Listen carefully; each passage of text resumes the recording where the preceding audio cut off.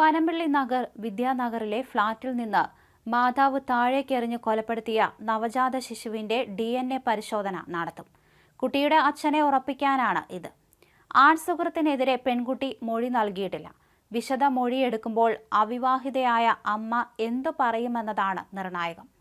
അതിജീവിതയെന്നാണ് യുവതിയെ കേരള പോലീസ് ഇപ്പോഴും വിശദീകരിക്കുന്നത്. ഈ സാഹചര്യത്തിലാണ് DNA സാമ്പിൾ ശേഖരിച്ചത്. കുഞ്ഞിന്റെ അമ്മയും കേസിലെ പ്രതിയുമായ യുവതി പീഡനത്തിന് ഇരയായി എന്നതും പോലീസിന്റെയും വീട്ടുകാരുടെയും സംശയമാണ്. നിലവിൽ ആർക്കുമെതിരെ യുവതി മൊഴി നൽകിയിട്ടില്ലെങ്കിലും വിശദമായ ചോദ്യം ചെയ്യലിൽ ആരുടെയെങ്കിലും പേര് വെളിപ്പെടുത്തിയാൽ DNA പരിശോധന അനിവാര്യമാകും. ആൺസുഹൃത്തിന്റെ പേര് പെൺകുട്ടി പറഞ്ഞിട്ടുണ്ട്. തൃശൂരുകാരനായ ഇയാൾ പോലീസ് നിരീക്ഷണത്തിലാണ്. ഇയാളുടെ DNA സാമ്പിളും പോലീസ് ശേഖരിച്ചേക്കാം.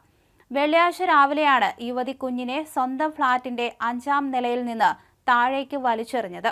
കൊലക്കുറ്റം ചുമത്തി അറസ്റ്റ് രേഖപ്പെടുത്തി ജനറൽ ആശുപത്രിയിൽ പ്രവേശിപ്പിച്ചിരുന്ന യുവതിക്ക് ഗുരുതരമായ അണുബാധ കണ്ടെത്തിയതിനെ തുടർന്ന് വെള്ളിയാഴ്ച രാത്രി വൈകി നഗരത്തിലെ സ്വകാര്യ ആശുപത്രിയുടെ ICUവിൽ പ്രവേശിപ്പിച്ചു. വൈദ്യസഹായം ഇല്ലാതെ ശുചിമുറിയിൽ പ്രസവിച്ചതിനെ തുടർന്നാണ് യുവതിക്ക് അണുബാധ ഉണ്ടായതെന്നാണ് ഡോക്ടർമാരുടെ വിലയിരുത്തൽ. ഇന്നലെ മജിസ്ട്രേറ്റ് ആശുപത്രിയിലെത്തി പ്രതിയെ 14 ദിവസത്തേക്ക് റിമാൻഡ് ചെയ്തു. യുവതിയിൽ നിന്നും മൊഴിയെടുക്കാൻ പോലീസ് ശ്രമിച്ചെങ്കിലും ആരോഗ്യസ്ഥിതി മോശമായതിനാൽ പിൻവാങ്ങി. യുവതിയുടെ മാതാപിതാക്കളിൽ നിന്നും പോലീസ് ഇന്നലെയും മൊഴിയെടുത്തു. എന്നാൽ പീഡനം നടന്നുവെന്ന് യുവതി മൊഴി നൽകിയാൽ യുവാവും അകത്താകും. പനമ്പള്ളി നഗറിൽ നവജാത ശിശുവിനെ കൊലപ്പെടുത്തിയത് അമ്മ തന്നെയെന്ന് പോലീസിന് എളുപ്പം മനസ്സിലായിരുന്നു. തുടർന്നാണ് യുവതിയെ ചോദ്യം ചെയ്യാൻ ആരംഭിച്ചത്. 15 മിനിറ്റിനുള്ളിൽ തന്നെ യുവതി കുറ്റസമ്മതം നടത്തി. എല്ലാം കേട്ട് അച്ഛനും അമ്മയും തകർന്നു. അങ്ങനെയാണ് സത്യം പുറത്തായത്.